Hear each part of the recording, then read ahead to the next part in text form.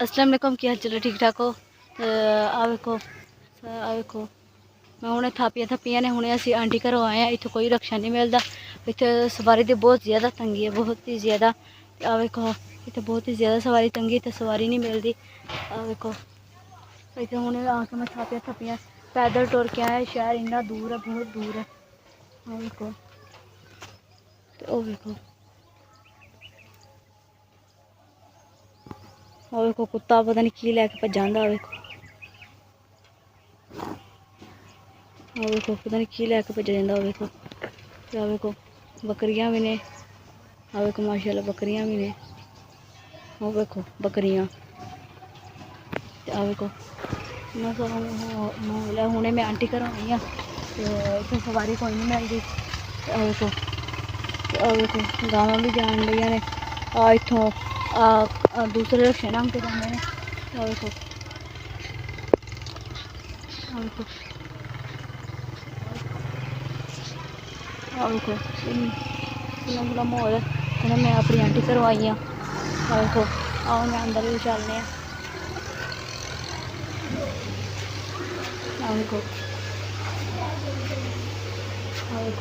मैं हुणे अपनी आंटी घरों आई हाँ, शापर भी लैके आए हैं। आ वेखो हुणे आंटी घरों आए हैं।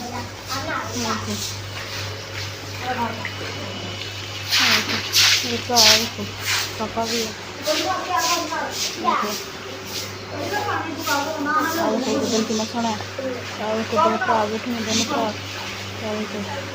कितना सोहना माहौल है, ठंडा ठंडा पक्खा चलता पे वीडियो बना रही हूँ। आ वेखो सारी सफाई कर ली। मेरी भैन झाड़ू फेर मेरी भैन झाड़ू फेरदी पई है। आ मेरे दोनों भरा खड़े ने। मेरी भैन झाड़ू फेरदी पई है। सुबह सुबह की रूटीन है। असी रोटी खा ली है। आ वेखो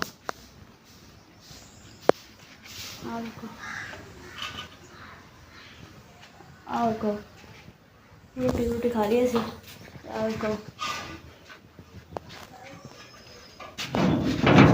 मैं बाहर भी जाकर खा ली।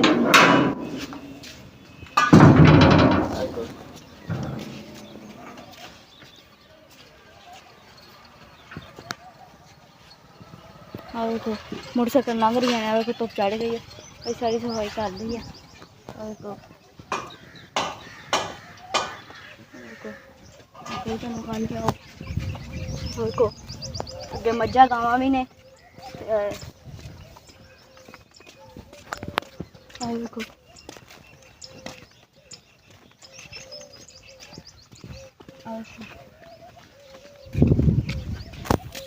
मज्झां गावां भी ने। वेखो माशाल्लाह ने। वेखो मज्झां गावां। वेखो मोटरसाइकिल लंघदियां पेइयां ने। वेखो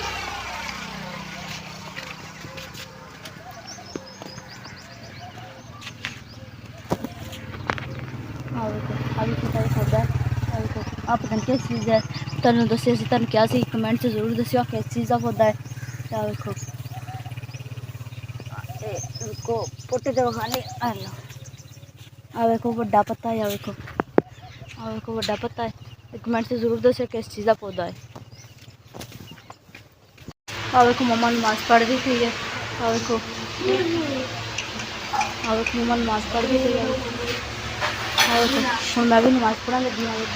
और मेरे दोनों भरा बैठे हैं। आ वेखो दोनों भरा बैठे हैं। आ वेखो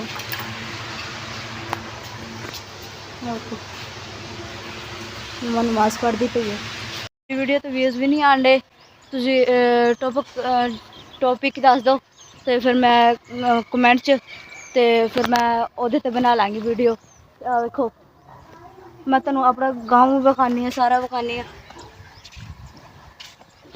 प्लीज़ मेरी वीडियो लाइक करो, शेयर करो, सब्सक्राइब करो। मिलते हैं नेक्स्ट वीडियो च। अल्लाह हाफिज़।